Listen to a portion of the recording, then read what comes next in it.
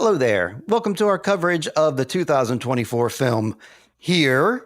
You got me, Steve Barnes from Sweet Child of Time, and I'm discussing this with my friend Lindsey Dunn from one of my stories. Hello, Lindsey. Ahoy there. Ahoy! Where are we? Are we here? I'm here, and I love it here. How about you, Lindsey? I love it here too, but I want to know how I got here. How did we get here? I guess that's a great segue. Why are we doing this film here? Like, how did we get here?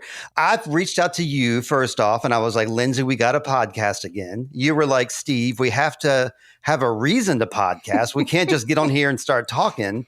And so you suggested this film Here. You suggested a few films, actually. But first off, why did you suggest Here initially? There are several reasons I recommended or suggested Here. One is that I had been wanting to watch it myself. This was on the list of FYC films that I was sent back in December for things to consider for awards. And this was one of the films I was sent, and I never really got around to watching it. And then it lovingly dropped on Netflix, and it's been sitting on my list there. And so I thought, I knew it was a movie with a concept about time. It was one space through time. And I just thought, I know someone that likes to watch movies about time. His name is Steve Barnes, or Introvoid. So I thought it seemed like something you might enjoy. And it was, readily accessible, on topic, and something kind of current that other people may have not watched yet and are interested in watching. A lot of times we kind of tend to look to watch those golden oldies and discuss them together. Sure. And that doesn't mean they don't do well. These things are classics for a reason, but at the same time, it's kind of nice to do something more contemporary. And we didn't really do, we didn't do that thing that we did one year where we talked about our top movies of the year. And so I just thought. Yeah, that's right. Yeah, we should revisit that again for 2025. Mark your calendar for that, Lindsey, for January 2026. We'll discuss our 2025 films. Yeah, if people haven't already seen this film, it has just came out on Netflix, 2024. I would recommend this film, if you have family over or if you have folks over for Thanksgiving, Christmas, because there's really nothing, there's no nudity in this. There's not a lot of, the only cursing is the D word and the H word, I believe. They don't, this is a safe film that you can watch with anybody. So if you're hanging out with someone and you want to watch a movie and you can't decide, this one's a safe bet. And the concept of time, I listened to a podcast with Robert Zemeckis recently, who's the director and co-writer of this film. And immediately I was like, oh, duh. Yeah, he's the time guy. He's Back to the Future. He did Castaway. A lot of his films can be parallel to time. And he was talking about that in the interview. He talked about this film and the reasons he wanted to do it. And I think he was really drawn to this graphic novel that was written by this fellow, because this is based off a graphic novel. I looked at a few pages of it by Richard Maguire. Did you happen to do any of that, Lindsey? I didn't, but I kind of want to read that graphic novel because I've heard it's quite good and it's considered a revolutionary concept for a graphic novel, just the same way as, Zemeckis, a lot of his films, if you look at Back to the Future, Forrest Gump, Who Framed Roger Rabbit, he is sort of on the cutting edge of technology. And, sure. I won't say what the big technology was he used this time, but so he's doing that. So the graphic novel itself was considered an innovative concept. And I had forgotten that this was based on a graphic novel until I looked at that old Wikipedia page. But this was on the page to screen pics that I have been maintaining at work. So I think I'm curious if it's readily available in libraries because it's a 2014 publication date. So it's one of the I'm like, how easy sometimes these graphic novels, these days, unless it's something big like Mouse, maybe they're just focusing on buying newer things. So I'm wondering if this 10-year-old graphic novel is still around because I had never heard about it until this movie. Sure. I Googled it. The first thing I Googled, it came up, for sale, of course, on Amazon, but you can read the first 36 pages, which is a pretty, hefty chunk of it. because it's only like about 156 pages in all. So you get to, read about an eighth of it for free. I was able to find a PDF of it. I won't say how, but I was able to peruse it. And one thing I liked about the graphic novel, actually going to say I like the graphic novel better than the movie because I'm a book guy, and you kind of have to say that about every movie. Like the book was better. So I'll second that and say that the graphic novel was better. I liked it because they would put the year of whatever scene it was up at the top of the corner, top left-hand corner of every panel. So you always knew what year it was. That was very cool. In the graphic novel, there was cats and dogs. There was like pets in the families, and that didn't happen in the movie. So seeing like the pets and like having cats sitting in the window and stuff is, warms my heart to see some cats. So of course I like that in the graphic novel. But other than that, the movie, Robert Zemeckis and his writing partner for this movie, Eric Roth, they wrote the whole like family dynamics, like these families that we're talking about are original. It's all original stuff that Robert and Eric wrote for this film, because otherwise the characters in the graphic novel didn't have any names and didn't have these cohesive storylines they were going through. It was more focused on the parallel of events. Like they would show like all the births that occurred in that place at the same time, all the deaths that occurred at the same place in that time. That was more about parallels. Well, I did wonder if the graphic novel said what kind of salesman that Al was. It did not. That was a topic of discussion with myself and Lindsay. I insisted he was a vacuum cleaner salesman, picking up context clues, but you're right. They never say what kind of salesman he is. What kind of salesman do you think he is, Lindsay? Our guy Al here. I don't know. I'm going for the Tupperware. I mean, it's classic. Oh. Did they have Tupperware back in like the 1940s? Yeah, I don't know if they had Tupperware back in the 40s, did they? When was Tupperware invented? That seems like an easy Google research question. I'm sticking with vacuum cleaner because I can see like Al being the kind of really obnoxious type that like will throw the chunk of dirt through the door when the woman opens the door, and then the vacuum cleaner salesman throws a chunk of dirt into the house, and then thus he has to like show his product off to use it. I can totally see Al doing one of those moves and it being really a drunken kind of fumbly kind of scene. Oh, Tupperware invented in 1946. So he could have been a Tupperware guy. Yeah, okay. I stand corrected. So, or maybe some Pyrex. I don't know. I mean, my Pyrex, I'm sure I feel like if I threw it onto the ground, it would not break. I agree. Like, I think Pyrex has stood the test of time more so than Tupperware has. But I digress, though. I wanted to talk about Robert Zemeckis, and in particular, Tom Hanks and Robin Wright, too, because they got reunited for this film. And so, of course, we should say this film is starring Tom Hanks and Robin Wright. And the last time they worked together with Robert Zemeckis, along with Eric Roth and Alan Silvestri, these five, the director of photography, the writers, the director, and the two stars, all worked together on Forrest Gump back in the day. And so that, of course, like I'm really into the Robert Zemeckis mainstream, Tom Hanks mainstream stuff. Like I sometimes turn my nose up at like things like, oh, I don't want to watch the Avengers. I don't want to watch reality shows. I'm kind of snobby, but I do like me some Tom Hanks and some Robert Zemeckis. So, yeah, I wanted to, are you into these Robert Zemeckis and Tom Hanks and Robin Wright types, Lindsay? Well, I mean, if you're talking about Forrest Gump, it's like, it's a classic film. It's like a film from our time. Am I into them? I mean, it's interesting that one of the questions, well, you didn't ask me, but one of the things we might talk about is like films that Tom Hanks is in. Mm-hmm. I was coming up a little short. I mean, I love Tom Hanks, but I'm not like, I don't find myself looking at his list of films in general and saying, oh man, this was like a great Tom Hanks performance. Okay. I mean, yeah, I definitely have like, I wrote down like my top 5 Tom Hanks and top 5 Robin Wrights and stuff. I came up with me like a Toy Story, Forrest Gump, Castaway, Sleepless in Seattle, and Big. To me, those aren't just good Tom Hanks movies. Those are like good movies in general that you can rewatch many times. Mm. And like you said, Forrest Gump is one of those kind of like all-encompassing movies that kind of like appeals to everyone. I think that's what Here is kind of trying to be as well. It's kind of trying to hit all the boxes and trying to appeal to as many a broad of audience as possible. I think it succeeds in that way. But Robert Zemeckis himself, let's see, I wrote down some of my favorite films of his, and I'm going to find my list here. 1941 and Used Cars were like some really early Zemeckis films that I was exposed to when I was a young teenager. And those were like the cool older guys, the metalheads you've heard me talk about in my neighborhood. They were really into these films, especially 1941, which stars John Belushi and Dan Aykroyd. That was like in a regular VHS rotation.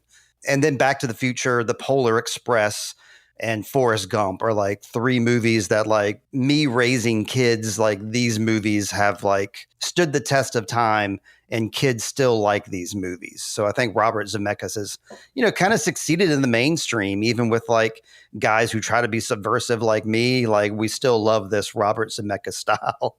Mm-hmm. I think his stuff definitely is very loved. It's just not, it's almost like, for me, it's too, it's almost too common. But yeah, if Forrest Gump comes on, I'm watching it. With Robert Zemeckis, I'm looking at his, I didn't look at his films. I looked at Tom and Robin's films, but I think for his films, well, I really liked his version of Pinocchio. That was a surprise.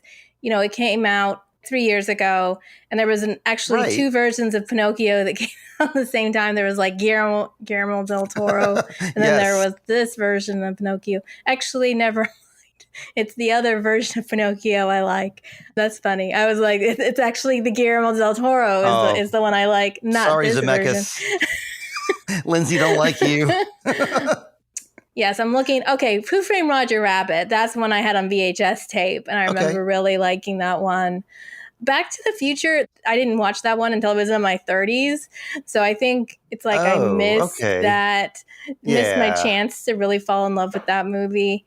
Yeah, I caught that when I was a teenager. I was about the same age as young Marty McFly. So it really made an impact on me, I guess. Yeah, I think the thing is, Zemeckis' films, I'm looking at the list, and I don't like his animation style. And like the technology is what he's known for, but I find for me, like the Polar Express makes me very uncomfortable. Like the way that is the computer generated characters. Yep. I find them very unsettling. Freakish. Yes. Yeah, they kind of like, they're not cute. They're not necessarily realistic, but they're they are. I know exactly what you're saying. I don't know. I guess the kids have really gravitated to the Polar Express. So because of that, like, it gets a pass for me because I see how much like for example, like we would watch that movie regularly, like during scout meetings, and like all the kids, like no matter, even the cool kids, even like the dorks, everybody loved the Polar Express. It was like a movie that all these kids agreed on. So, I'm kind of seeing like that kind of commonality. Mm-hmm. We're talking about Steve and Lindsay here. We're known for like subversive dark way stuff. Yes. But before we get any further, I wanted to see because we are dark friends, can we compare this to dark in any way? Well, you're going there already. Okay. I wanted to do this towards the beginning. Yes, because I think this is a fun topic. Well, I guess the tie-ins to dark, Steve and I, that's what we talk about. And I think so. I'm always looking for what things are going on. And so the first thing is that Al describes a German soldier that he met with eyes of two colors, one brown and one blue. Yes. I mean, that just really struck out at me right away. Absolutely. The fact that it's war and there's wartime going on, even though some of people have actually complained about the fact that here's a show set in Germany and they kind of skip over World War II. They skip over the presence of Nazis. That just seems to be like something wisely so. Yes, right. Then there's just broken dreams and things that weren't never brought to fruition. You've got like a nerdy inventor, and you could sort of take Tannhouse's qualities and split them up a little bit. You got the nerdy inventor. He seems like really cool though, and he and his wife have a great marriage. Lee Beckham, yeah. But then there's the relationship between Al and Richard, the father, who's actually what, in my opinion, the dad, whose name is Al, played by Paul Bettany. Like, he probably gives the best performance in this film. Yeah, I agree. But you've got this troubled relationship kind of between him and his son. And there's the artist and the scientist, or I guess he's not really a scientist. He's more of like the practical person that's like, you need to get a job that what does he say? You need a job, you wear a suit to work. That'll be good. But yet his son is this artist, and maybe he doesn't feel seen by his dad or feel like his dream is appreciated. So he becomes an insurance salesman the same way that my dad did temporarily when he was out of a job, and he took on a job in an insurance salesman. We also just have like dysfunction in families through time. And then wanting to leave, I put down wanting to leave, but you are stuck. And of course, that's the thing in Dark. Like, people maybe feel like they want to leave Wyndon, but they end up getting stuck there. Yeah, and Richard's definitely stuck, and he forces Margaret to stay stuck there. Sure. I mean, like you got the same house that's like being rotated among different families, and like that happens in Dark, where like different families are inhabiting the same house during their mirror worlds and whatnot. And you mentioned Al, and Al reminds me of young Egon, like the way he looks. And when he has his uniform on, like that's kind of like visually, he reminded me of a young Egon. Right. And he takes on a drinking habit. He's unhappy. Right. He starts drinking. Sure. Now he does eventually kind of, clean up. But I think he and Egon do share sort of a genetic makeup in that. And there's actually a couple. What is Robin Wright's character's name? It's Margaret. Yeah, she mentions at one point that her dad was also in the Air Force. And he now works as like a salesman at an auto parts store. Yeah. Right. So you've got this kind of theme of people, men who were in the war, and then they go back to domestic life, and they sort of take on these very sort of ordinary roles that aren't really meeting with their potential. They probably could have done more, but because they joined the military, maybe the best years of their life are like the most glorious or glamorous thing. Not that I think war is glorious, but it does feel very important. I'm sure it feels very important when you're there and you've got, there's people counting on you. Your country's counting on you. Absolutely. And then they come back to these sort of doldrum jobs, and it just feels like their life is the same every day, and it's very boring and soul-sucking, which is where the whole suburban malaise came from that we have in literature. So, and if not that, then you have like somebody like Tom Hanks's character who wanted to be an artist, and that's what his passion was. And, he never got to realize that passion. So he went the same route too and became an insurance salesman. And then you have somebody like the Lee Beckman character who's just an inventor. So he kind of gets to like break the mold and just kind of live the life that we dream of. I wrote here that Dark needed a Lee Beckman. You say that they kind of had one, and you're right. When you compare some of these traits, he was kind of there. But, Dark needed some he was definitely the comic relief of this movie here. Lee Beckman was, where he got to say some of the funnier lines and make these like stoner musings to himself. Yeah. I was kind of waiting for us to find out something weird was going on in their family, and it didn't. They, by all counts, had a happy marriage. Yeah. They never had children, maybe because he was in the lab all day. But you think of that kind of thing a lot of times when you're like an inventor and you're doing something, you're obsessed with that. A lot of times wives are unhappy. They feel like they're not getting enough attention. Sure. She seems perfectly happy to just sit home, dance, do tango in a living room, and just have a good old time. And by all accounts, she was doing the same thing that the other wives were doing as well. She was staying at home. Yeah. She was making meals for her husband. She was vacuuming, cleaning the house. But her vibe was completely different from the rest of the women that we saw. That pretty much I guess it had a lot to do with the relationship that they shared. We're going to talk about each family as we go on here. I'm going to move us along a little bit here. But the last thing I wanted to say is to compare Dark to Here. It's like they're both 4-letter words and it's like a 1-word title, and they're both very bad for like search optimization. It's like not really smart to like name your show Dark or to name your movie Here, because it can get buried down in the search pretty easily. Well, before you move us on, I did want to mention that the joke that we had talked about earlier is I said, of course, Dark went back to 1888, and then the very first scene, the very first time period we see, I think it's like 1828 or something, when young Heinrich Gustav is a young boy and we see him. But I just said, like, what if Dark had gone back to the dinosaurs? I mean, the cave before, there'd be like a dinosaur leg sitting in front of the cave. I don't know. They didn't go back, but it did make me think of how the city of Winden, things happen in this one city at these important locations through time. And these people that are sitting here during that moment don't necessarily know what else has transpired on that ground. Like right in front of this spot, we know that Noah is going to kill his father, Bartosz. And then, years later, Noah is sitting outside the cave having a conversation with Mikkel. And then we have Bartosz and the rest of the teens coming there to go look for drugs in the cave. So it's like the cave is super important, but you don't necessarily know like this happened here and this happened.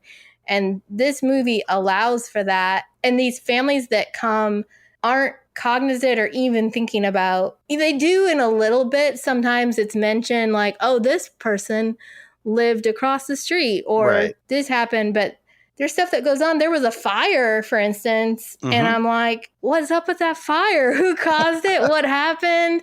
The wife mentions the very unhappy wife whose husband really wants to be a pilot. She says the monstrosity, something she references a monstrosity across the street.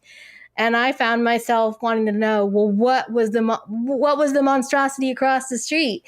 I mean, you don't get to know, you don't find out what that is, but these things come and go, and, we don't know what happens on this certain ground. Sure. Well, for Lindsay's sake, the monstrosity across the street is the big colonial house that William Jefferson grew up in, because she talks about the view, how she hates the view of that house, and she hates colonial homes. So I think that's the monstrosity across the street, is that big colonial house. She hates it. Yeah. Sweet Shot of Time is brought to you by Zencastr. Zencastr is the way we record Sweet Shot of Time. We hook up with our guests via video and we record it on audio. Recently, we've been doing video podcasts with the cast of Time Bandits.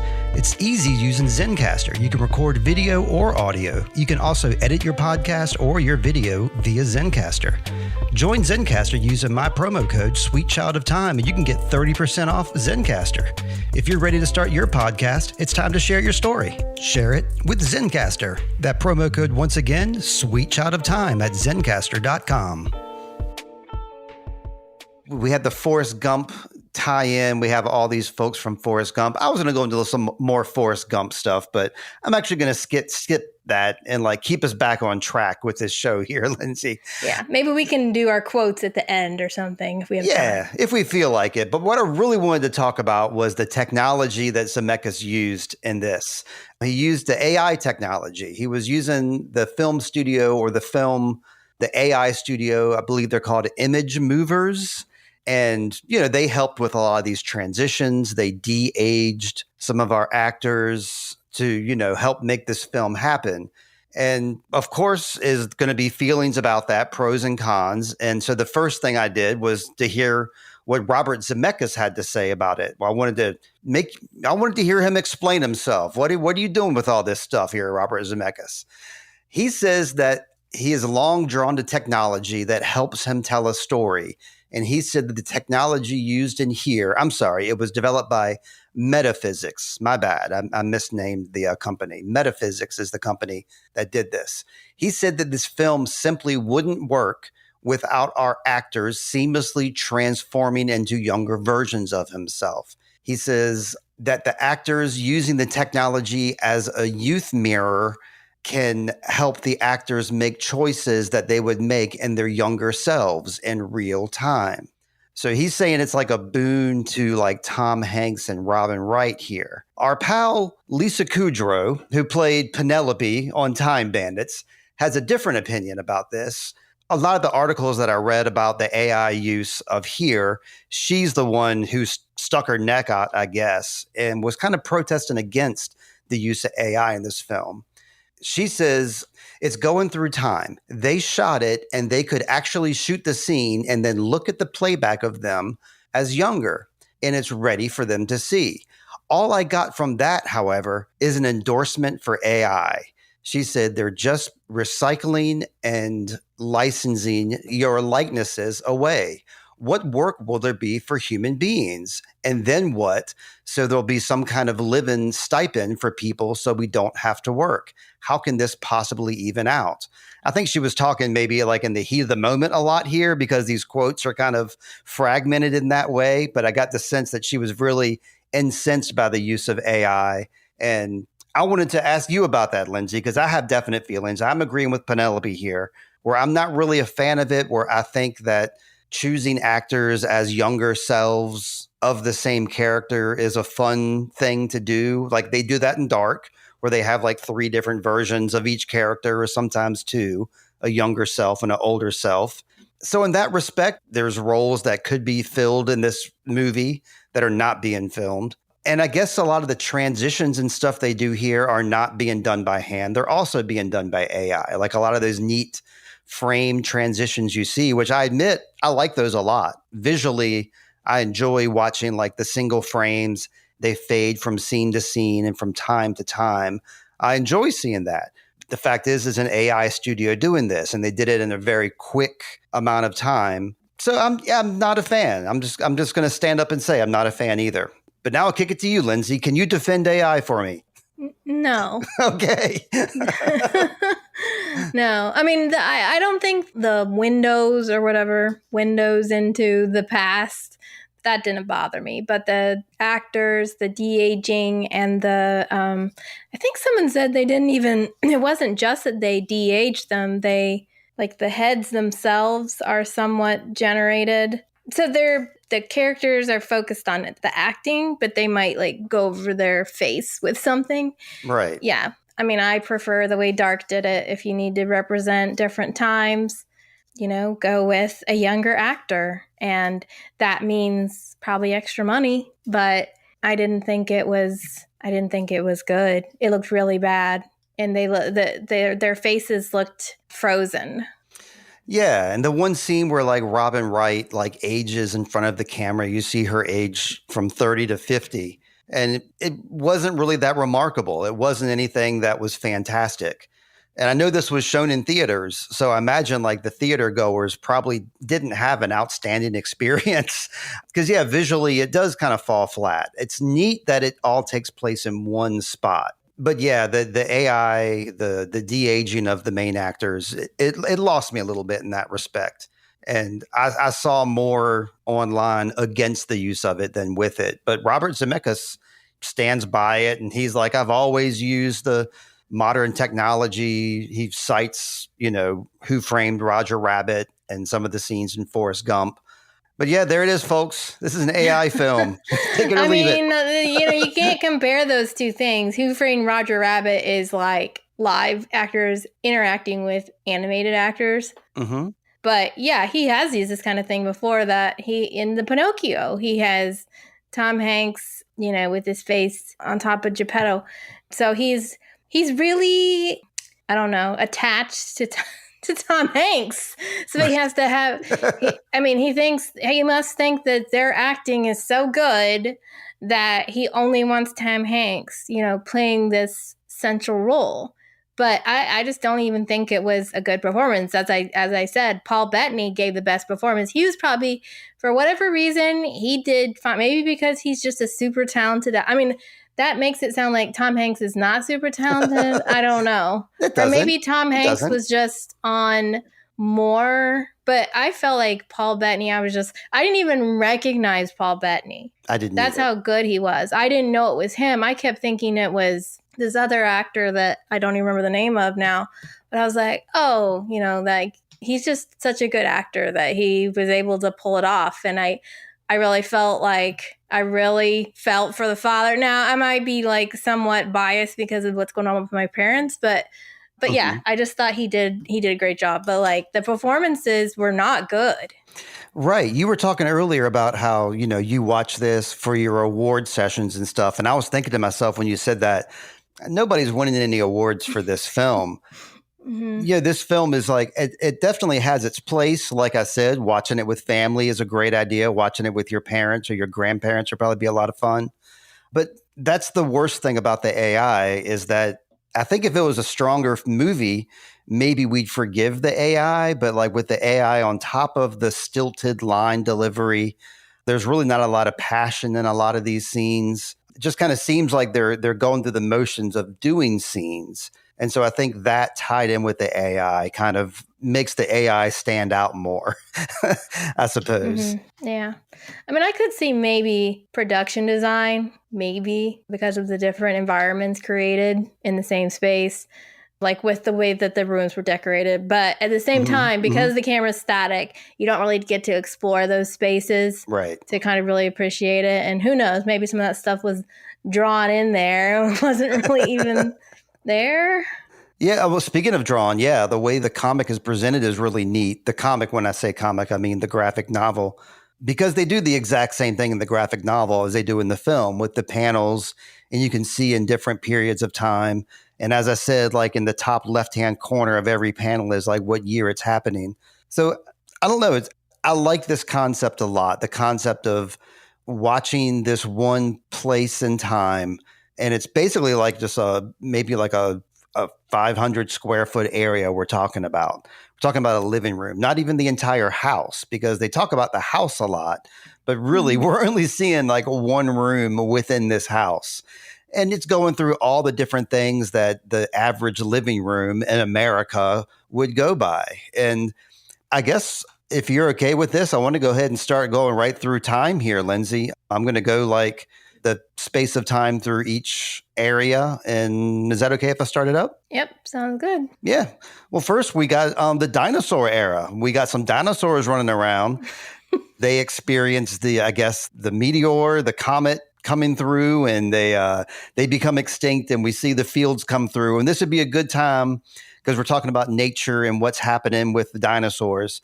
A good time to like tie in the hummingbird. Well, I'll go ahead and throw the hummingbird into this part because the hummingbird comes back a few times in this film. And I think that's really neat because that is what hummingbirds will do. And like to these hummingbird family, they just go to the same spot like year after year, decade after decade.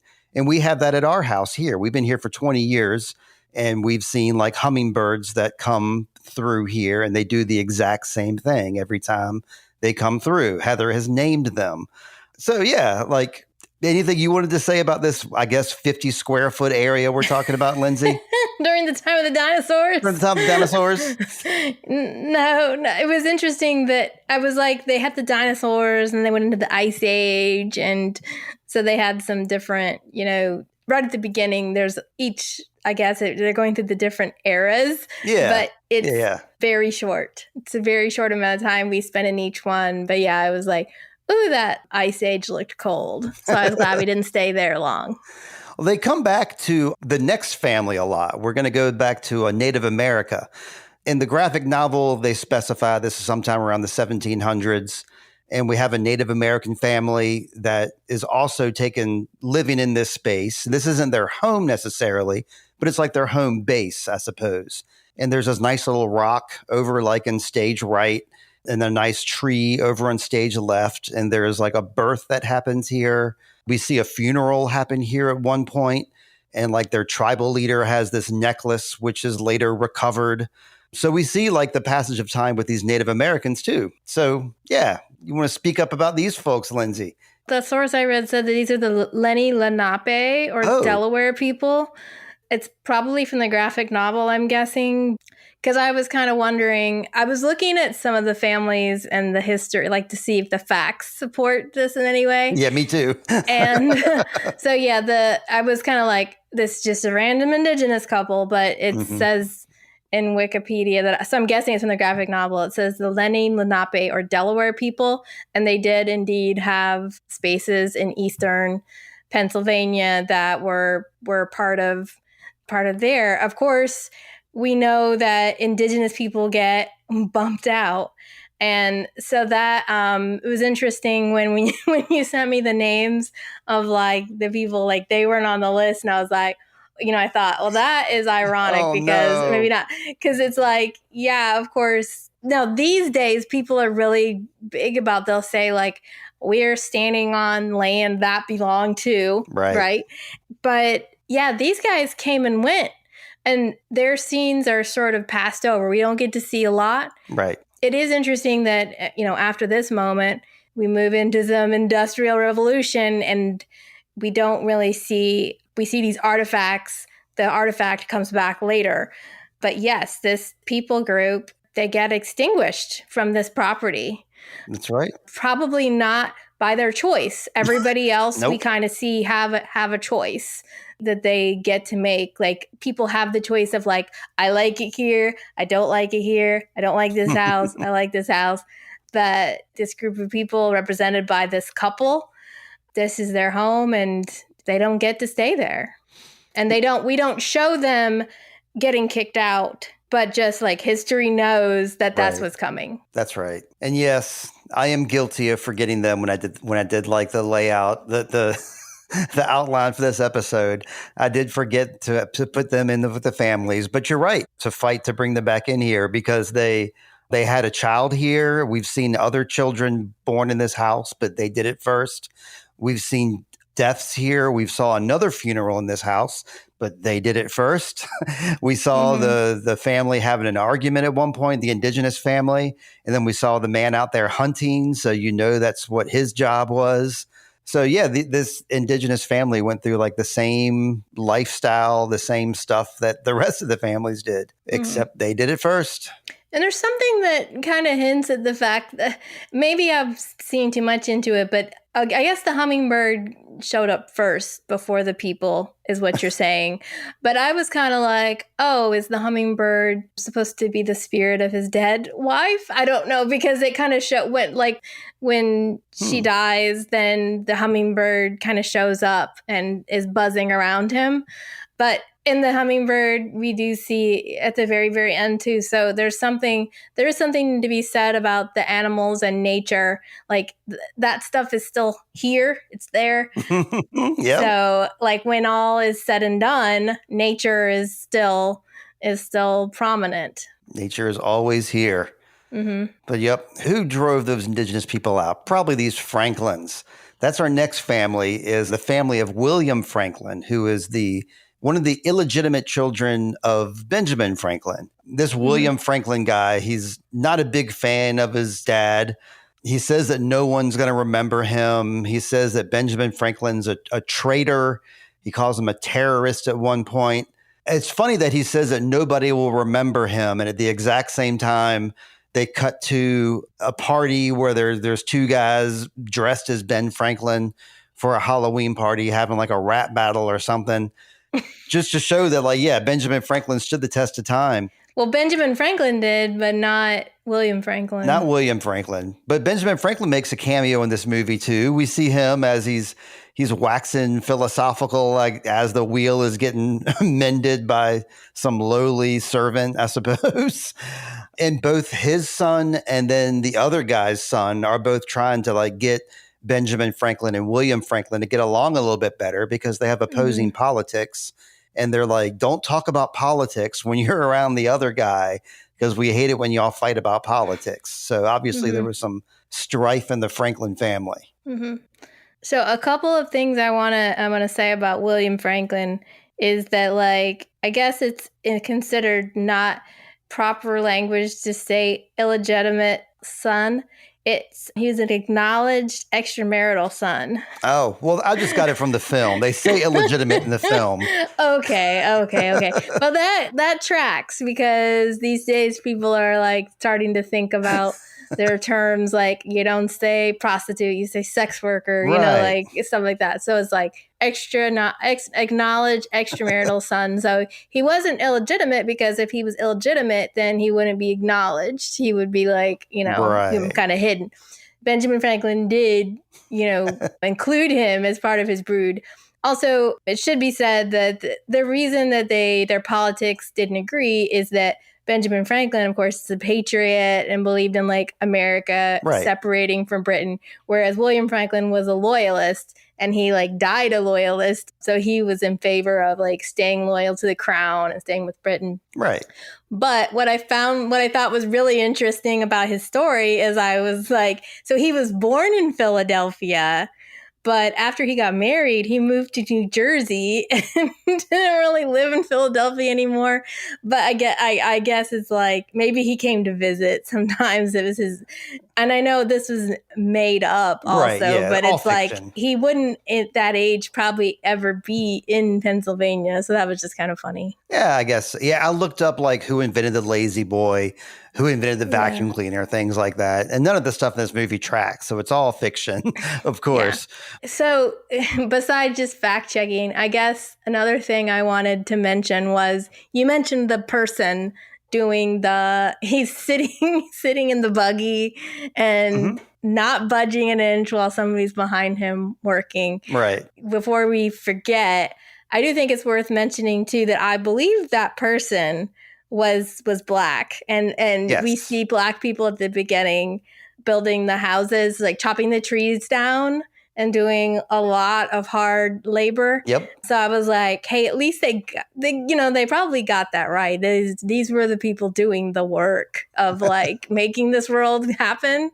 That was my next point too, was like the estate of William Franklin. Mm-hmm. He lived in this big estate and he had this whole like estately area, what we might refer to as a plantation, perhaps. I don't know. But they parsed the land out at some point, and so they started building smaller homes. And so the road used to lead to William Franklin's house, but then when they parsed out the land, the road was ran perpendicular to that. So to make that happen, they had to chisel away this big rock that was down in like stage right of when the indigenous people were living there, this big rock they would sit on. Well, you see a couple of black individuals like having to chisel that rock away at one point to make room for the houses. And then you see like some other guys at pretty much the same time, like chopping the trees down. And so, yeah, you're absolutely right. That's the most we see of them clearing out this land is, these individuals clearing away everything and taking away the big landmarks that we would see. Mm-hmm. I guess the only other thing I'll say about William Franklin is you mentioned he was worried nobody would remember him. People don't necessarily like him. Right. We do see a small child throw an object at him and, he's sort of considered a traitor because he was a loyalist. Mm-hmm. So, yeah, we know what it's like to live in a world divided by politics. We have a little bit of familiarity with that. We're getting more and more into it every day. Nobody's thrown any fruit at me yet, but I expect it to happen at any given time. But yeah, the next family that moves in here, or I guess this is like the first family that that we actually see living here is John and Pauline Harter. They move into here, and when they move in, that's when we get a little history about the house. It was built in 1900. It's called a colonial home. It's got 4 bedrooms upstairs. It's got a nice brick basement, no coal. It's all oil heat. They have an oil furnace, just like me. Sounds like my house. It sounds like my neighborhood, actually, because the same thing here. There used to be the big estate. And then when they tore the estate down, they made a bunch of lots. And our lot where we live on was like established in 1924. And it's just one of the lots that were part of the orchard that was here. So it's called Old Orchard. So I live in this type of area, so it's familiar to me. But John and Pauline move into this place, and he's infatuated with airplanes. He's really into the fact that there's an aerodrome a mile away. Is that what, I guess that's what they call airports back then? Yes, aerodrome. It just means it has places they can land where aircraft can land. Yeah, he's all into that. and his wife is not. She doesn't like this place from the get-go. She calls it a shoebox. And as we said before, she hates the view out the front window, and she hates the colonial home across the street. She hates flying. And with this family, I'll let you take the discussion from here. What is up with this guy? What's your vibe from John Harder here and his wife Pauline? Yeah, well, like you said, he's really obsessed with flying. That's his passion. I'm not sure if they mentioned what his regular job was, but he has a dream you're right. of going up in the air. They have one child that plays violin and is very enthusiastic. I did find it interesting that she said the Colonial across the street was an eyesore when her house is also a Colonial, but I guess she hates it. Yeah, the shoebox comment, that kind of made me laugh because I was like, this house is considered pretty big now. Yeah. But maybe in her mind, she was thinking that maybe, like, I was trying to figure out where she got the idea this felt like a shoebox. And the only thing I could think of is maybe like her home had a higher ceilings, and that this is like, now we've got ceilings that are down a little further so that the maids can have an easier time, dusting off the ceiling than now have to stand on that that makes sense. 12-foot ladder or something. So they live in this house, and it seems like when they first move in, she's kind of reluctant, but right away, the second time we see her, she's already, like, you can tell from the tone of her voice, she's just not interested at all in him flying. She's very annoyed. And then, she doesn't support his dream, and she's unhappy, doesn't want him taking their daughter up in a plane, and he knows that, and he does it anyway. So they're very mismatched. And there's a tragedy, in that he dies, but she was so sure that he was going to die from an airplane accident. Oh, that was funny when he was saying that this is the secret to flying is this and this. And then it was this and this and this. And, he kept adding to that list. It has to have good weather. Right. You have to have the right gas management. There's a lot to it. Yeah, there's a lot to it. He's on a brink of technology, just like Robert Zemeckis. People aren't happy, and not everybody's happy about it. But yes, so it ends up with him dying, but not of flying. He dies of the Spanish flu. The influenza, that's right.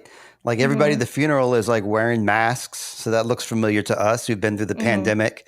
And then I thought it was cool how like the little girls outside at one point were doing like a jumping rope little thing. And it was based on influenza. It was like some kind of thing like, he let him in through the window. He's influenza.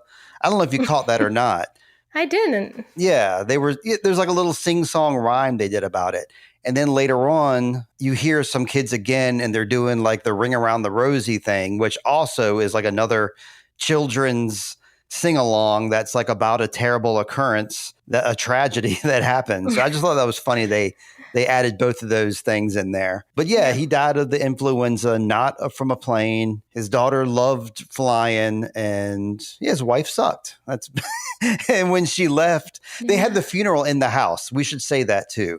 Like, that's another thing that this house and this room has seen is a funeral, not just of the chief we talked of earlier, but this guy.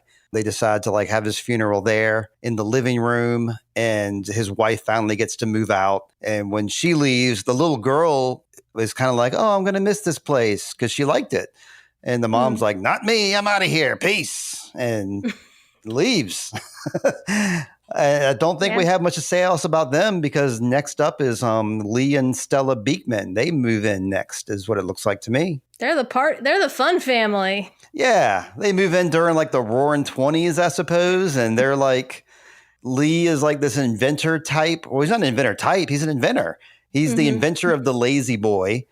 And he likes to sit on his lazy boy a lot. And I guess I like him. He's the comic relief of the film because he says all the funny stuff. And he has all these weird stoner observations about like monotonous routines. And I like his little thing about smelling molecules and how when you're smelling a molecule, you're smelling like the actual item itself is entering your nose cavity. He's like a real stoner type. And his wife is cool, as we said earlier. She Did you get the feeling he was using substances, Steve? Because I'm not sure I caught that. No, I don't think he was, but he was saying like when you smell bread, you're getting bread molecules in your nose. I don't think he was doing substances. I think he was like a happy drunk type guy. But I do think it was revealed that when they met, Lee and Stella Beekman, he was a super creep. He followed her like home because he thought she was hot and then like stood outside of her window and basically harassed her until she succumbed to a date. And then it's like, oh, we love each other. Yay. Are you kidding? That's the plot of Say Anything. Oh, yeah, you're right. Oh, well, the reason I asked you about the drugs, or like I should just say the substances. Oh, yeah, more to this. Okay. Is that, and it's something that kind of passes as a blip and you don't think about it until later when Al and Rose first show up. And I'm not jumping ahead, but I just say when they look at the house, Al is sitting there smelling. Like he's just sniffing the air, like trying to figure out what smells. And he goes over to the fireplace and he sticks his nose up the fireplace as if he's trying to figure out what that smell was. And I kept wondering what was, they never really taught. Maybe it's in the graphic novel, Steve, It wasn't, but yeah, I bet he was a weed guy. And they probably they cut that out because they wanted to make this thing more family friendly. That's a great catch. Then they wouldn't have put it back. They wouldn't have hinted at it. I don't know. But at first I was like, well, that's for the eagle eyes like you. Yeah, is this tying in with something? What's going on? But he kind of sniffs the air. And I was like, what did those Beekmans leave that was so strong? And he talked about the fact that he talks about when you smell things, this is what happens, yeah, you're making a strong case here, and that went right over my head. So I'm like having an aha moment over here. And I'm like, yeah, I think that is what because by all accounts, there's something fishy about this couple. You don't quite know what it is. And like, if it turns out they're like stoners or like into cocaine, that kind of explains it. Well, what was he saying to her? Why did he make that comment about when you smell something, what happens to your nasal passages? What was the smell that they were referring to? I don't remember. I honestly don't remember. Yeah. But that led to his discussion talking about bread and how you have a loaf of bread in your nose or something when you're smelling it. He was saying something about like, the bread would be this big because, when you smell things, it's like the molecules have accumulated enough that makes the smell. I even wrote in my notes here, he makes stoner observations. So it makes total sense that he's a stoner. Like kind of Lewis Carroll type, like with Alice in Wonderland. That may not be the 1920s though. But yeah, when you said that, that's what it reminded me of. I was like, oh, he's there, he's doing the tango, he's inventing his lazy boy, and they don't have children. That is kind of striking that, during this time, you feel like everybody has kids. So they were sort of a little bit of a bohemian lifestyle. Absolutely, yeah. Maybe that's why I like them, because that's me and Heather are bohemians these days because our kids are adults. So we get to she vacuums and then I lay on my lazy boy and make observations about the dog. Yeah. Can I say something else about the Beekmans? Oh, yeah. And you might have some more notes, too. But this is about the lazy boy, and I know you said you looked it up. We just need to shout out that the real lazy boy was invented in Monroe, Michigan in 1927, not in Pennsylvania. So I was like, hey, that's cool. This is like Monroe, Michigan. That's near Indiana. So you can say that I helped invent the lazy boy because it's in a state near where I lived. That's right. And it's right here in the Marshland media empire because, James is from Michigan as well. So, yeah, we're keeping it in the family here. Right. So our next couple that moves in here after the Beekmans move out, they move out, I believe it's 1942 because they move out because they're celebrating that he sold the lazy boy and that they're going to be rich and they move to California. So that's what happens with them. I just remembered. And then Al and Rose Young move into the house next around 1942 or 43. Oh, what's up? I got to say one more thing about the Beekmans. Oh, of course.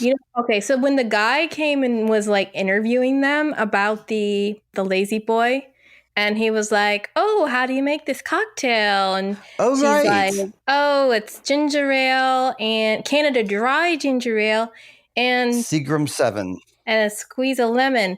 And I was like, you just gave him the whole recipe. And I was so worried that they were going to reveal, like, somehow he was going to get cheated out of his invention because this guy was like sort of a scammer who was getting to reveal all of his secrets. Because she gave him her whole recipe for the highball. And then I was like, oh my gosh, is he going to do the same thing with the Lazy Boy? And then he's going to steal it and sell it. You know, then they would get cheated. So it didn't end up being that kind of movie, Steve. There was no scandal. Whew. But thankfully, yeah, but in my head, that's what was going to happen is because this whole movie is about people's broken dreams. And I was like, this Lazy Boy guy is going to get ripped off. But that didn't happen. That guy really just wanted to get to know them. And now he has a good cocktail recipe. Yeah, well, I guess he's got a good story. He probably wrote a story for the paper and probably got a raise, a bump promotion for interviewing the Lazy Boy guy, you know? But yeah, I think she was describing the 7 and 7 is what she invented there. And I forgot all about that she's an inventor too. And he was more impressed with the drink than with the Lazy Boy. All right, but we can go on to the Youngs now. Yeah, the Youngs move in sometime around 1943, 1944.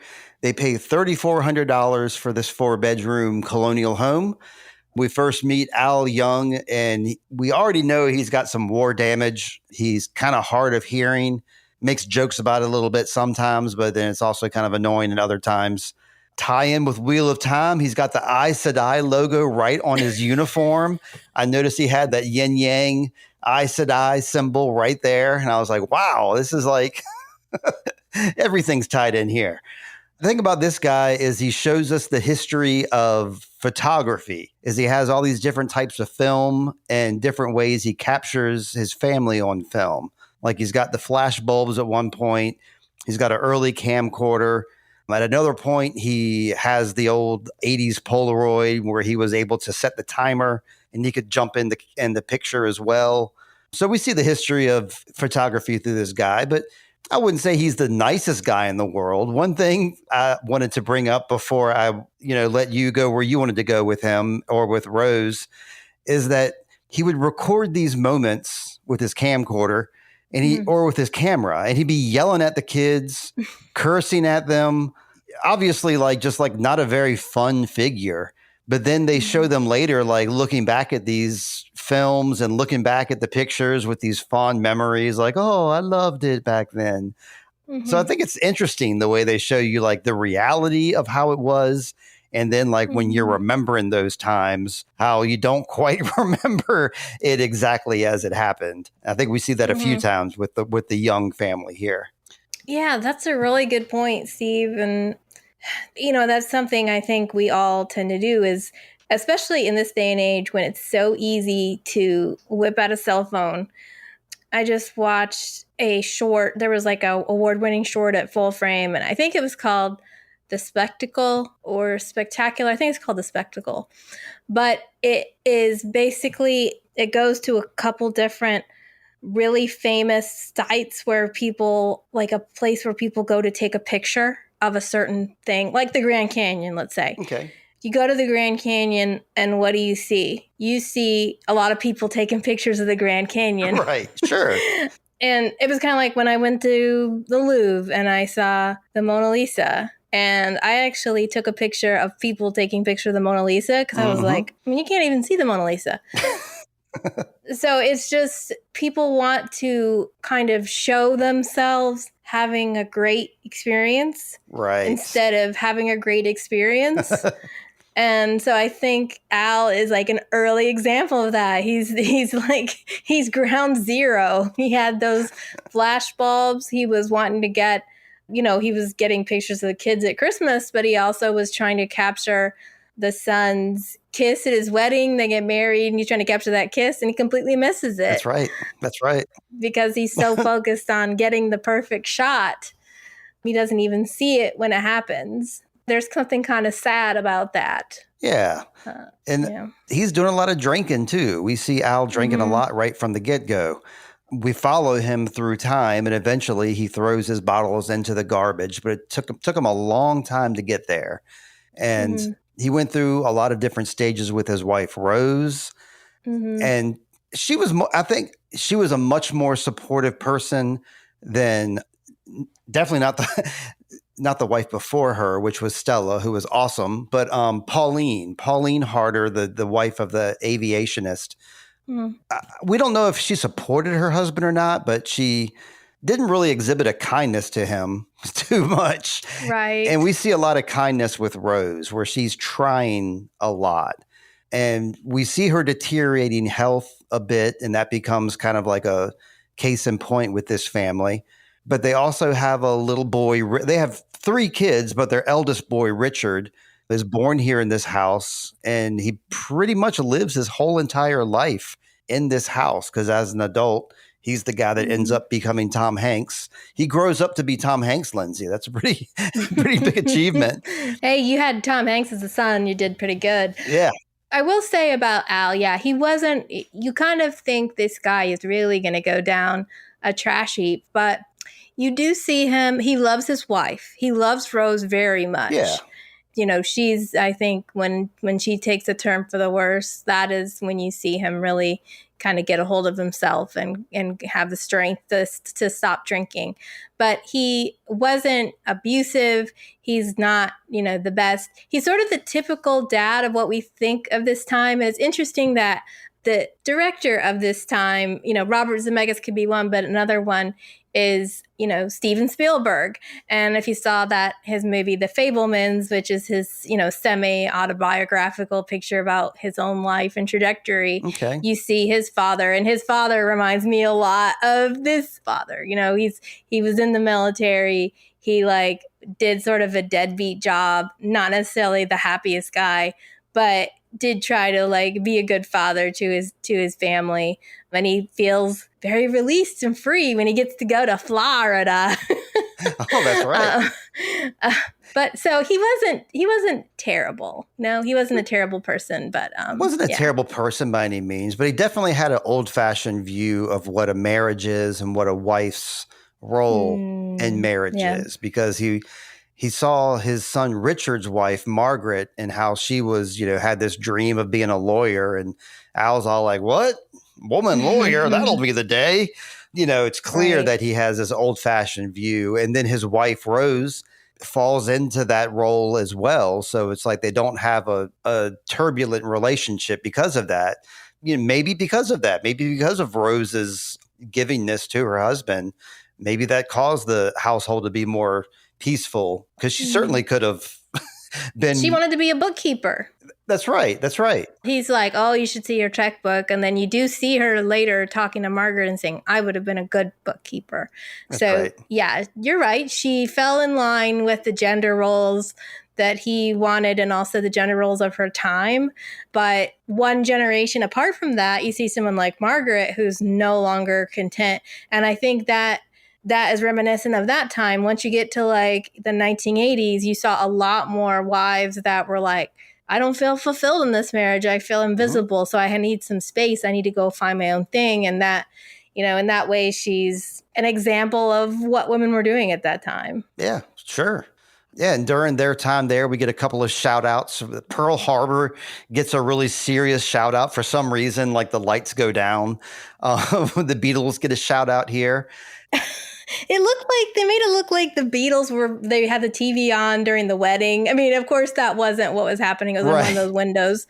But it also showed, now I couldn't tell if this was a window or not, but during the wedding, it shows bombs going off. Right. Was that another window into the July, the 1776 time, or was that supposed to be saying that there's bombs falling in, during the wedding, there were bombs or fireworks or something outside. Yeah, they show how in William Franklin's time they had firework sparklers on the trees that they put them on the trees and they whiz around on the tree. And then since that tree was cut down, they showed kids outside. So you could see the kids outside the window with their sparklers, and they were running around with their sparklers on 4th of July, because then Tom Hanks comes out and he's wearing this USA shirt or something. So I believe that's what it was. The Pearl Harbor thing was just a real brief. I thought it was kind of unnecessary too, but because he didn't mention Vietnam, just Pearl Harbor is the only war that happened during this whole time frame. He had to shoehorn it in a little bit. Yeah. But yeah, eventually they they, being Al and Rose, leave the house to Richard and Margaret. They're the next couple. They don't buy the house. Richard, as I said, was born into this house. He's like Al's eldest son. And he has another brother and a sister as well. The sister's not really talked about a whole lot, but we do meet his brother during Thanksgiving when his brother ruins Thanksgiving by joining the military or something. I didn't really quite follow all that logic. But yeah, Richard and Margaret are in here, and Richard's occupation at the beginning, he wants to be an artist. Margaret wants to be a lawyer. And they have a child really early in their lives. I get the feeling that they were like teenagers, maybe 20, when they had their first child, Vanessa. Is that about what you gathered? His dad said he was 18 when he told his dad that Margaret's pregnant. Yeah, they're pregnant with little Vanessa, and we get to watch her grow up in this house too. So we see some like real close-ups of Robin Wright's AI youth because they put her and the baby like real close to the camera. And I was thinking to myself during that scene, I was like, if you're watching this in the theater, that's like huge. You're like seeing like every pore on her face, I bet. Mm-hmm. We watch Vanessa as she grows up in this house too. She's kind of punk rock a little bit, but she grows up to be a lawyer eventually, goes to Paris, just like Lindsey. Vanessa and Margaret end up in Paris. And one of the things I wanted to talk about was, or not talk about, but just point out, as Richard and Margaret are like raising Vanessa here in this house, we see one scene of like Richard and he's reading Vanessa like a bedtime book. And one of the lines of it is, here is where we want to be. And so I think we hear like them say that quite a few times, like they stress the word here.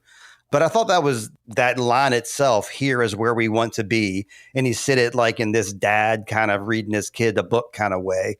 I think it really stuck out, I should say. So if you're going to do like a teaser or a trailer for this film, I think you should include that moment where Tom Hanks says, here is where we want to be. I think that was really beautiful. But we watch their relationship deteriorate, Richard and Margaret. Some of the early signs are like when they're having parties and you can tell the parties are not very fun. Like this New Year's Eve party, for example, that's like you see everybody around them getting ready for New Year's and they're just kind of like, yeah, what's up? Happy New Year's, I guess. And she has a 50th birthday party. And instead of like just blowing her candles out and making a wish, she has like this big tearful moment about like how time has passed her by. And we start seeing her health deteriorate. She starts forgetting a lot of stuff. And yeah, I don't know. It gets kind of sad, like their relationship, and we get, kind of wistful towards the end of their relationship here. Yeah. I mean, I think in many ways, just like with a lot of families, like you see this family in particular kind of go through all the beats that you kind of think of as a stereotypical family. Yes. The parents get divorced and the wife feels unfulfilled. Then you have the parents who are aging, having dementia. You move to Florida, you downsize, and somebody's not doing well. And then the parent has to come back home because one of them died and somebody's not doing well. So, these are the kinds of things that keep the family kind of trapped in the house, though. And by all accounts, Richard keeps meaning to leave, but then he never gets around to it. And I think it's all too easy for that to happen is because you're always kind of waiting for the right time, the right moment for things to fall in place. And very rarely do things just fall in place. You have to sort of make a decision and he doesn't. And so then Margaret finally does. So I feel like their story's kind of sad and wistful. Yeah, they get divorced, but they remain friends. And Tom Hanks, our character Richard here, talks to his dad, Al, because Al's like, oh, divorced? We never did that back in my day. And Richard reminds him like, well, you did things kind of differently back in your day. But yeah, people felt the same way back then that they do now. It's just they handle it differently. And Al's like, oh, yeah, I remember she did leave for 4 days. And like, yeah, that was probably your divorce moment. But she came back to you. You're lucky, Al. She might not have came back then.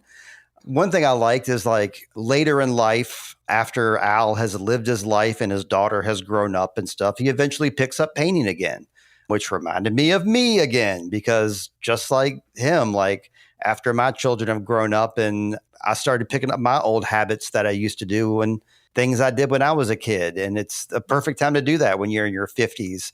And I think that's where Richard is at that moment.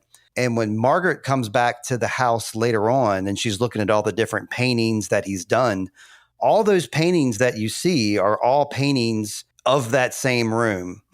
Every single painting is a painting in that room, because Al makes some statement like, you're just going to paint the living room. You can't make a living off this. And he's kind of right. But that's Al's passion. Mm-hmm. All of his paintings are evolved around that room and around that house. We got like the typical homebody in Richard right here. He loves the place so much, he's making paintings of it. Or his family. I mean, he had pictures of his wife and he had pictures of his daughter. In that room, yeah. Well, I mean, I couldn't see them at that level of detail. What did you do? Zoom in? Yes. I once I noticed that trend, his wife was on the couch, on the brown couch. His wife and his daughter were in the living room. Everything was taking place in that same room. All the memories that he has are built around that room. Mm-hmm. But eventually, yeah, they have to give the place up too. Richard sells the house and he sells it to a new young, I assume they're rich. Is it okay if I move on to Devin and Helen Harris now? Yes.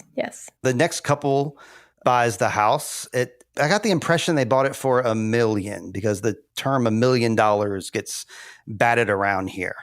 I think that's at the end when he comes back that the $1 million is mentioned. Okay. Well, yeah. But it's a lot of money. It's a lot. Yeah, more than $3,400 for sure. I got the sense that they were rich, not because of the way they looked or the way they acted, but the fact that they had a piano and the fact that they had a maid. So they had, a maid. Or they had, what do you call that? A maid, I guess, that lives with them, that's cleaning the house with a Roomba instead of a vacuum cleaner. Yeah, I don't know what the appropriate term is, but yes, they had housekeeper. Some cash. They have a housekeeper there, and they had some cash. She's helping like raise the kids too, because they got this kid Justin who's just getting his license, and it seems like the housekeeper is more interested in Justin's growth than anybody else. Just kind of got that quick vibe from her. And this is a Black family. So on Justin's 16th birthday, they have the talk with Justin, which is like his dad sits him down and is like, the police are going to single you out because you're Black. So this is how we act around the police, and this is what you do. And, I kind of got the sense that was a representation of like any typical Black family might give this talk to their kids. They eventually, I don't know if they do sell the house. I'm not sure the reason that they end up selling the house here, but I do know that this is around the pandemic, because we see their housekeeper, who I can't remember her name. I'm sorry. I forgot the indigenous family. I'm forgetting the housekeeper's name, but we see her and she can't smell anything, but she's trying to smell like air fresheners and she can't smell the flowers. And so it kind of becomes clear that she has COVID. And then they announce that she has passed away. And Helen is really taken aback by this news. So it's kind of a little callback, I suppose, to the original owner of the house who died of the influenza.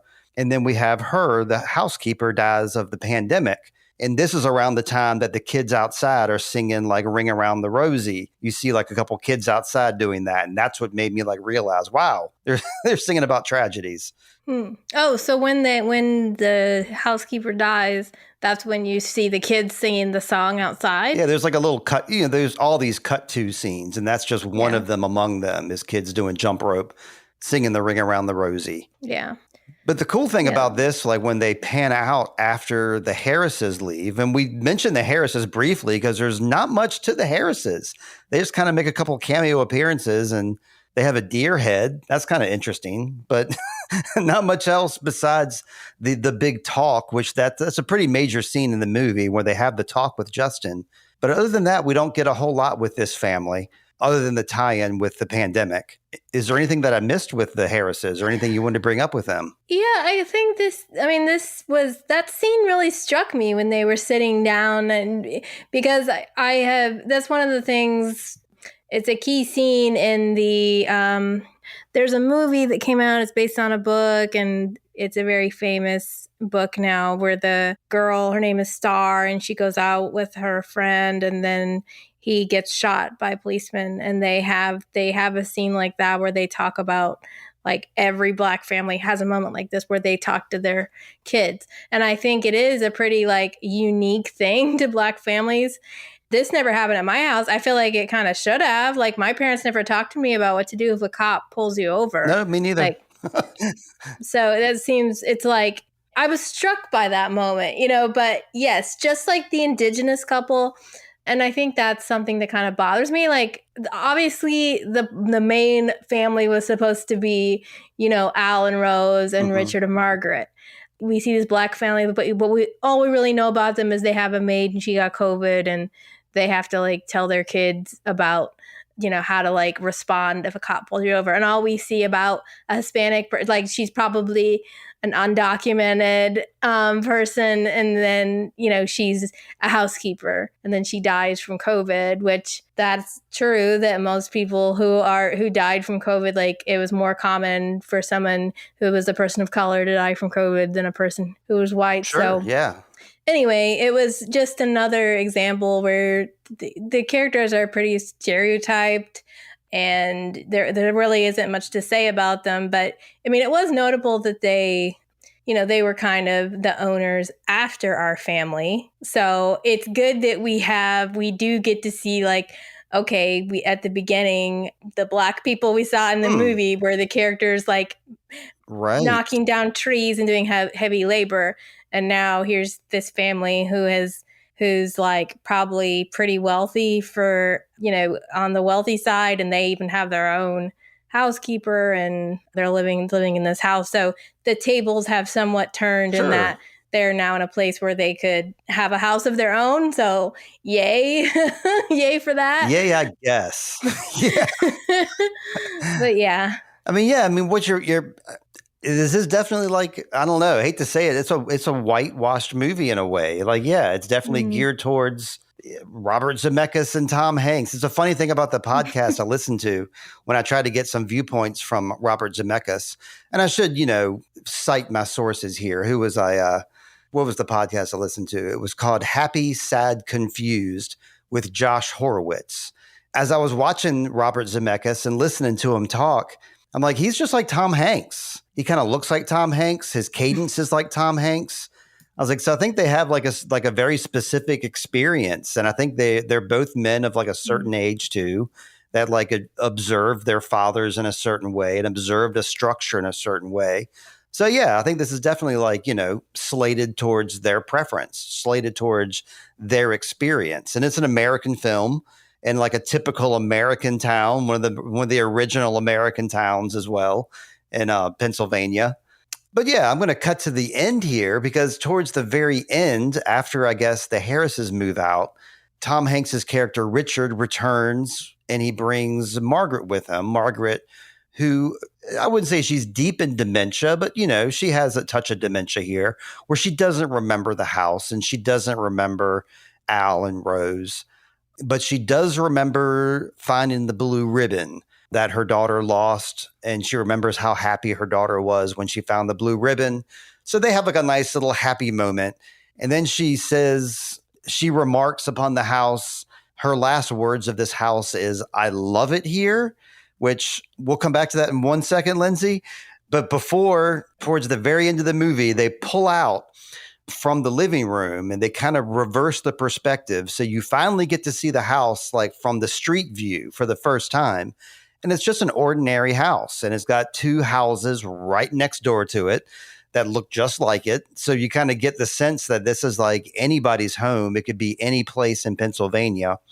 So like this story, like Lindsay said, is a very common story told from living room to living room across America.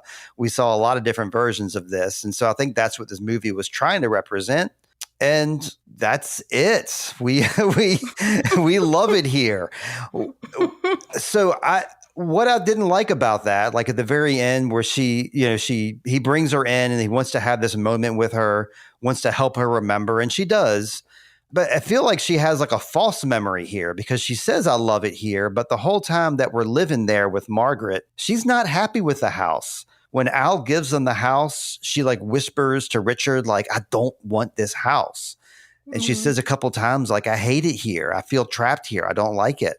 And I think that's the real Margaret that's like thinking those things. I think maybe just her like having this moment at this time with Richard as they're both like 70 years old and she's having a fond memory of her daughter.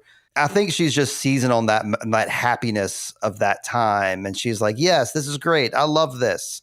I don't think that represents her whole feelings about living in that house. I hope not anyway. Did you think that was weird too, that she like all of a sudden loved it? Yeah, I when I saw the movie, I initially was thinking, oh, that's really sweet that she's remembering it all. But then later I thought, oh, this is like, I don't know, it was kind of cheesy. It made me kind of laugh that I was like, what kind of an ending was that? Like this whole time you were trying so hard to leave and now you're like, I love it here. But I think that's kind of the point, is that when she says, I love it here, she doesn't really mean I love it here. She means like the reason she loves it here is because this is not where she lives anymore. She's just remembering the time she had, something she remembers fondly, that time she remembers fondly, which is, can get back to nostalgia. But I think a lot of times we're not present in general. Like we're not present where we are. We're always thinking about where we would rather be. We think about ourselves in a better place or a better situation, or we think back to the past to a situation that happened before. But the thing is that a couple of things are true at the same time. One is it wasn't that great. And also it was better than maybe you remember. Because a lot of times we think about, boy, this is awful, but it's not that awful. But like in hindsight, you can look back and say, you know what? There were some good times here. And Margaret being gone now and not with Richard anymore helps her to look back. Like If she had to stay there at that house with no furniture and 2 folding chairs, she'd be pretty bored pretty quickly. But she knows she's not staying there too. But yeah, it's like the problem wasn't ever the house. Mm-hmm. It was what her life was. She didn't like herself and who, and that's the thing too, is I think it's interesting about couples that they get divorced. And a lot of times you think, well, they're the problem, but usually it's you're the problem. You're the problem. You don't like yourself with this person, but it's more about yourself. You don't like this version of you. But if you like, yeah. So I think that like Margaret did obviously, I don't think they were mismatched, but maybe if Margaret had gotten to, be the lawyer, then she could have been happy with him. But it was more like she felt trapped there at that house, trapped in that life. So I don't know. I think it's, yeah, when she said that, I was like, this is kind of more deeper than in a way, it's like, I hate to use the word, but I'll just say that was kind of stupid. I was just like, what do you mean you love it here? You don't. You said you like divorced your husband because you hated this house so much. That's right. And now you love it. It's like too late, lady. I would have been like, if I was Richard, I would be like suffocating with a pillow, But at the same time, it's like, yeah, what do you really mean you love it here? Like, you love it because you remember a happy time you had here, but it's not now. Right. But also, like, there is something to be said. Okay, like thinking back to the dad taking that picture, he missed the moment. He missed the moment to be with his family because he was so focused on getting this perfect shot. But he could have put the camera down and just been with his family and experienced the moment. But we don't want to do that. We don't want to just like, this is where I am right now. I'm enjoying it. And the times when they are happy, it's because they kind of let themselves do that. Like they're having that fight, that moment when they're having a fight. And then Richard says, stop, I'm hearing our song. And then he just asks her to dance. And they have a moment because they're just enjoying the moment. And I interpreted that scene differently too with the party, Steve, when yeah, the party, they were kind of mad at each other.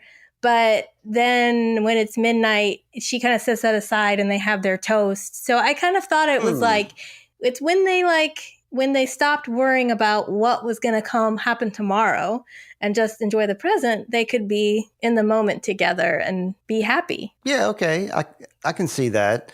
And I do think that, like, you know, his whole thing about not wanting to move and, you know, he kind of trapped her there with his own, you know, stubbornness about the house and how he didn't want to sell it for this reason or that reason, didn't want to move for this reason or that reason. And she kind of called him out on that. And I was on her side there because I've been around a lot of different people that are like, we'll have kids when this happens, or we'll move out when this happens. And it's like, you don't really have to wait. Like, like I understand people wanting to wait and wanting to plan, but just like Margaret says, like, people sell their houses every day. People have children every day. So you can overthink it, or you can just live in the moment. And I think Richard is kind of an overthinker. And so, you know, that led Margaret to, you know, her discontent. And yeah, her saying, I love it here at the end. Yeah, she just loved that memory. And that's what we do when we remember things. Like, you might remember like a day, but then you just pretty much remember like one moment from the day that like represents the whole day. And so that memory, that representation represents all day. When earlier in the day, you could have had a miserable time or whatever, but however you're going to wrap it up, whatever your summary of that day is what it is. And so for her musing here, I guess that's what it is, finding the blue ribbon, making her daughter excited, everybody jumping up and down the living room excitedly. You know, she just remembered that emotion, I suppose. Yeah. And I think what you said was that Richard is a homebody and wants to stay at his house. And, you know, she was, you know, she's the one that said, I could stay here forever. Remember, he says, you could just spend the night here. And she's like, I could stay here for the rest of my life. It's like, maybe you shouldn't have said that. But, you know, maybe if you're right, maybe he is a homebody and she wants to get out of the house. And so maybe in that way they were mismatched, because if he never wants to go anywhere and he'd rather just stay and paint the house. Yeah. She, you know, kind of maybe wanted someone that would go travel with her sometimes, and that wasn't going to be him, maybe even when he did have the money to do it or the means to do it. Sure, so, yeah. But yeah, I think when he was going to, you know, sell the house, I thought maybe they were going to get back together. Right, yeah. I thought that's where that was going, too. And they didn't. Well, that's a more realistic ending, I guess, you know? Yeah. Because like you said, they were opposites, exact opposites. She wants to visit every country, and he wants to paint the living room. But yeah, I think that leads us to a pretty rapt conclusion here, Lindsay. Did you have any final thoughts or anything that we might not have gone over here? So the only thing I had that we didn't talk about is something I did really appreciate the movie is that it did touch on the importance of place. And, you know, this is something that I already kind of went into somewhat detail. But, you know, we talked about the pilgrimage, the Alabama pilgrimage. And that's like the basis of a pilgrimage is you go to a place and you kind of think about what happened here before. Okay. Now, the characters in the movie weren't doing that. They weren't necessarily aware. But that's kind of what a pilgrimage is for you to, you know, let's imagine somebody goes to stand at that spot and they're like, yes, and here we had the indigenous people and they were forced out. That's kind of what we're doing right now, Steve. We're thinking about these families and what happened to them and where they were in history and how they might tie to the next family. So even though I don't think the performances were good and I don't like the AI use and the plot was paper thin pretty much, I did think that it had some really, you know, interesting pieces that I think are worth considering, like the usage of the word here and like how we aren't present. Like, I think that's a good thing to think about. And also the importance of place and like what happened here before. But it kind of made me think of, you know, like in the Peanuts, the Charlie Brown Christmas, there's the character of Pigpen. Somebody says something to him like, the dust that you're carrying might have been carried by King Solomon. And then he's like, kind of makes you want to treat me with more respect, doesn't it? And that made me think of this movie, like, that's like, they were sitting on ground once trod on by dinosaurs. Kind of wants you to treat me with more respect, doesn't it? And of course, later on, these people show up that are excavating outside, and they're like, "You're sitting on top of this important Indian artifact," and they, which, by the way, that's another. So this is so bad, Steve. Like, this tells you what kind of person I am. But that was another thing I thought negative was going to happen. That guy that shows up with his hippies. Yeah. I was like, are these the Mansons? I don't know. What are they doing? Because they kind of showed up. She's like, my husband isn't at home. And they were like, oh, we have easy access to the yard. And I was like, gosh, are they going to rob her? What's happening right now? This was not a puzzle box. This was not a mystery or anything like that. It was all it's not a horror movie. Very straightforward. Yeah.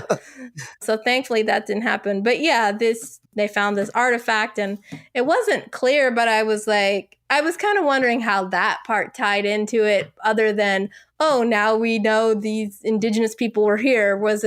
Did they sell that and make a lot of money from it? And, they never really, I thought that she was going to get money and be able to give it to her son so he could leave, But I mean, none of that happened. There's a lot of directions this could have gone, and there's a lot of things they could have done with that, but they kept it pretty straightforward. And for that reason, I think I'll say it again, this is a good movie to recommend to your parents, to recommend to your coworkers. Yeah. I can feel very safe recommending this movie because I usually can't recommend anything to people because I have a really weird taste, and it's like, you should watch this German show Dark. You should watch this fantasy like magic show Wheel of Time. Like, I don't feel comfortable like recommending that to people. But here, I could definitely recommend here to any of my coworkers, anybody in my family, anybody who like says something like, oh, they don't make good old fashioned homespun films like they used to, like Forrest Gump. I would be like, but wait, why don't you check out here? I bet you would like this one. So yeah, I think this is like a good all-encompassing family-friendly thing. It did drop during the holidays last year too, so It was marketed for that purpose. Like, it came out either right after Thanksgiving or right before Christmas, so it was released for that type of viewing experience. The only list this would make for me would make the list of movies I have covered on my podcast. This would make the list of movies I have seen. Are you okay? What was that at your house? I don't know. What? Do we have an experience? Yes, we just had an experience, but I heard a really loud noise, and I guess you didn't. If you didn't hear it, it happened at my house. Did you hear it in person? Uh-oh, do you need to go investigate? Yeah, I hear it in person. I thought I heard it over your microphone. I thought it was your dog making the scratching noise on the floor, but... No, I'm in here alone. You got me scared now. This is not a horror. This is not a horror podcast. I'm kind of scared now too, but... We're not going to let Lindsay off the hook yet. We might stop the podcast, but I'll make sure she's okay. But like I said, this movie is a good family-friendly one. It's not a best of, not one of my favorites, but I would definitely recommend it for a family viewing. And I definitely would say we podcasted that. We podcasted that right here on one of my stories and Sweet Child of Time.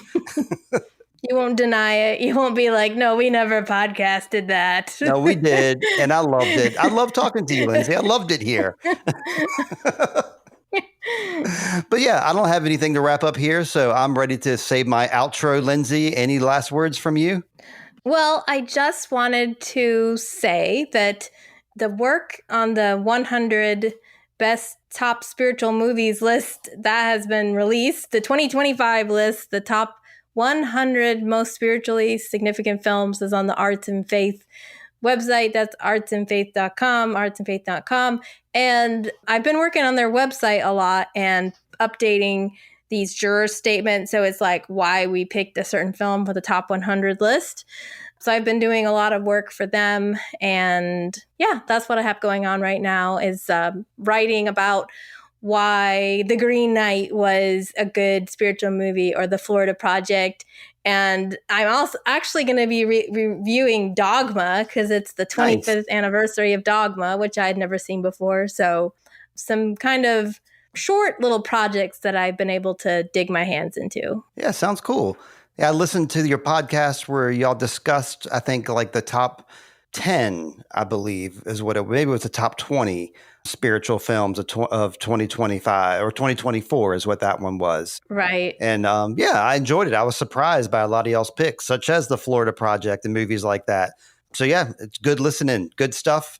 So check that out. And until then, you got me and Lindsey. Check her out on one of my stories. Check me out right here, Sweet Child of Time. And until then, let's see. Hope everybody finds a box of chocolates. And I love it here. Bye. Bye.